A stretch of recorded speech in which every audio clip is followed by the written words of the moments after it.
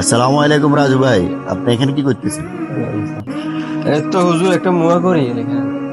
আপনারা দেখলাম আপনাকে ভাইয়ের সামনে একটা কিস্তি আলা খুঁজতেছে। হুজুর ব্যাগে তো কোরবানি দেয়, আর ন দিলে মানছে কি করবো? এলে কিস্তি গেলই কোরবানি দিতাম সাইয়ের আরে। ও, তাহলে কিস্তিলে কোরবানি দিতেছেন আপনি? কোরবানি তো দিবেন ঠিক আছে, কিন্তু কোরবানির কিছু মাসলা মাসাইল আপনাকে জানতে হবে। আপনার উপর কোরবানি ওয়াজিব হইলে না আপনি কোরবানিটা দিবেন। তো আপনার কাছে এখন জমা কত টাকা আছে? হুজুর একবারই নাই, এলে কিস্তি ঋণ প্রস্তাব করছে। শোনেন, কোরবানি ওয়াজিব হয় একজন ব্যক্তির উপর যতক্ষণ পর্যন্ত তার কাছে নেশাব পরিমাণ সম্পত্তি থাকে। যেমন কি 7 ভরি স্বর্ণ ও 52 তোলা রৌপ্য দাম যদি আপনার কাছে জমা থাকে, তাহলে আপনার উপরে কোরবানি ওয়াজিব হবে। এখন আপনার কাছে তো 1 টাকাও নাই, নাই। তো কিস্তি নিয়ে সুদের উপরে টাকা নিয়ে কেন আপনি কোরবানি দিতে চাইতেছেন? কোরবানি হলো একটি পবিত্র জিনিস, এটা আল্লাহ তাআলা সন্তুষ্টির জন্য। যার কাছে টাকা আছে আল্লাহ তাআলা তার উপরে ওয়াজিব করেছে। আল্লাহ তাআলা সন্তুষ্টি যেহেতু সে অর্জন করতে পারে।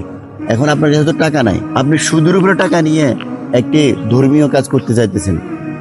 আপনি এক কিনাদি সব যদি কামান, এতটুকু আপনার গুনাহ হইতেছে পাহাড় সমান।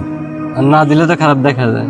না দিলে খারাপ দেখা যায়, এটা হিসাব করে লাভ হবে না। আপনার উপরে ওয়াজিব হয়েছে কিনা আপনি এটা চেষ্টা করবেন।